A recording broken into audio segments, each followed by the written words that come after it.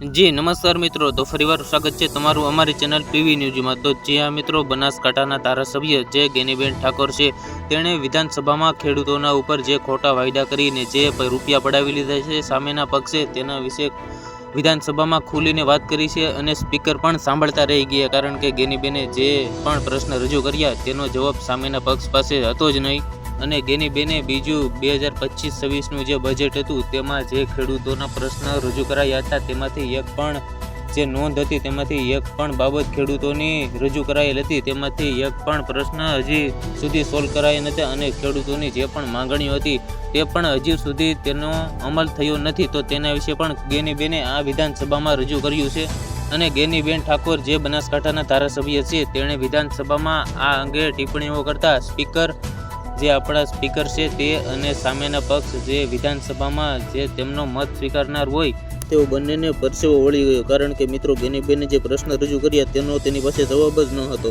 અને આ મિત્રો તમે એ પણ જાણતા હશો કે ગુજરાતમાં એકમાત્ર કોંગ્રેસની સીટ જે ગેનીબેન ઠાકોરને મળેલી છે। તો મિત્રો ત્યાં બનાસકાંઠાના ધારાસભ્ય છે અને આ બેનનું કામ પણ સરસ છે, કારણ કે મિત્રો આપણે ગુજરાતની વિધાનસભામાં 26 સીટ છે, તેમાંથી કોંગ્રેસની એક જ સીટ નથી અને માત્ર એક જ સીટ છે જે ગેનીબેન ઠાકોર જીતેલ છે। તો મિત્રો તેનું કામ પણ ઊંચું છે।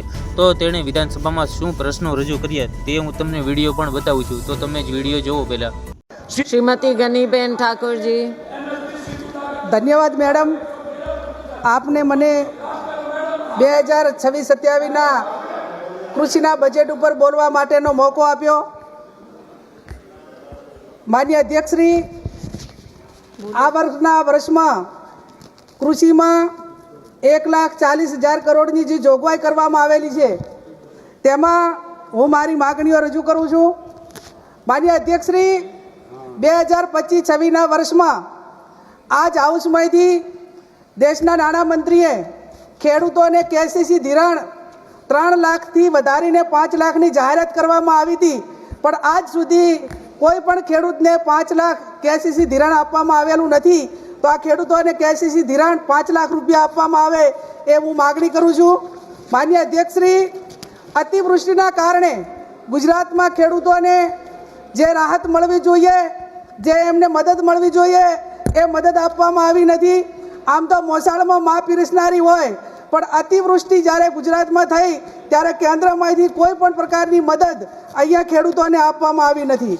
માન્ય અધ્યક્ષશ્રી, બીજી મારી માગણી છે કે સમગ્ર દેશના ખેડૂતો એ તમામ પાકોના MSP માટે સરકાર પાસે માગણી કરી રહ્યા છે। ખેડૂતોને MSP પૂરા મળતા નથી, એના કારણે ખેડૂતોનું શોષણ થાય છે, વચ્ચે વેપારીઓ વધારે નફો કમાય છે અને ખેડૂતોને પોતાના જે પાકોનું મૂલ્ય મળવું જોઈએ એ મળતું નથી। ગુજરાતની અંદર નાબાર્ડ દ્વારા મગફળીની ખરીદી કરવામાં આવી। એ મગફળીની ખરીદીમાં 2 ક્વિન્ટલની મર્યાદા અને 2 હેક્ટરની મર્યાદા નક્કી કરવામાં આવી। જ્યાં મગફળી જે ખેડૂતોએ નથી પકવી એ ખેડૂતોના નામે કૌભાંડ કરીને ખોટી રીતે બીજા રાજ્યોમાંથી મગફળી લાવીને અહીંયા વેચાણ કરવામાં આવ્યું અને કરોડો રૂપિયાનો એ મગફળીની ખરીદીની અંદર નાબાર્ડ દ્વારા ભ્રષ્ટાચાર કરવામાં આવ્યો। માન્ય અધ્યક્ષશ્રી, જે નાબાર્ડની અંદર મગફળીની ખરીદી માટે કરીને મંજૂરી લેવામાં આવે તેની અંદર પણ લાખો રૂપિયાનો ભ્રષ્ટાચાર કરવામાં આવે છે। માન્ય અધ્યક્ષશ્રી, ઓર્ગેનિક ખેતીની માગણી એ સમગ્ર દેશની અંદર થઈ રહી છે। ઓર્ગેનિક ખેતી કરવા માટે કરીને અલગથી બજેટની ફાળવણી કરવામાં આવે, એનું કારણ કે કેન્સર હોય, હાર્ટ એટેક હોય, આવી અનેક બીમારીઓના કેસો એ દેશની અંદર વધી રહ્યા છે।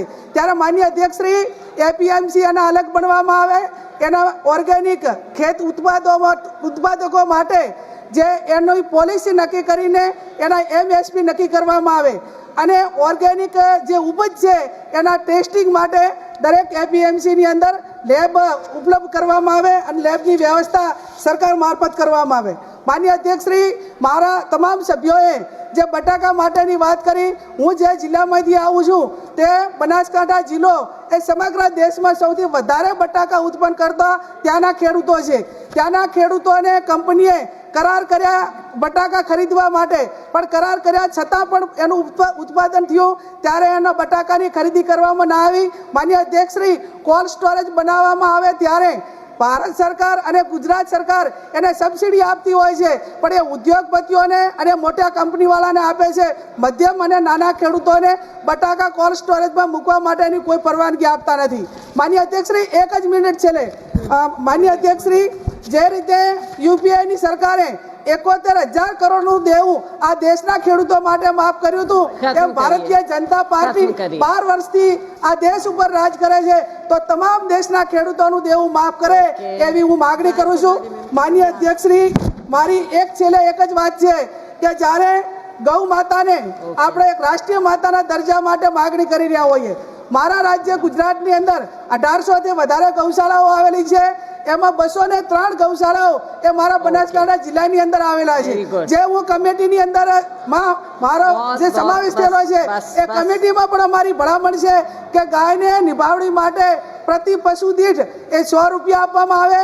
માન્ય અધ્યક્ષશ્રી, જ્યારે ગુજરાતની અંદર વિપક્ષે ગૌ માતાને રાજ્ય માતાનો દરજ્જો આપવા માટે પ્રાઇવેટ બિલ લાવ્યું, ત્યારે પણ ભારતીય જનતા પાર્ટીએ એ બિલને ચર્ચા માટે મંજૂરી આપી નથી.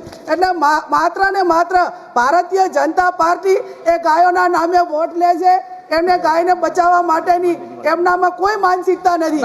માન્ય અધ્યક્ષશ્રી, હું આપની પાસે વિનંતી કરું છું કે જે ગૌ માતાને નિભાવવા માટે કરીને જે દરેક ગૌશાળાઓને જે સબસિડી આપે છે, शॉर्ट में रखेंगे.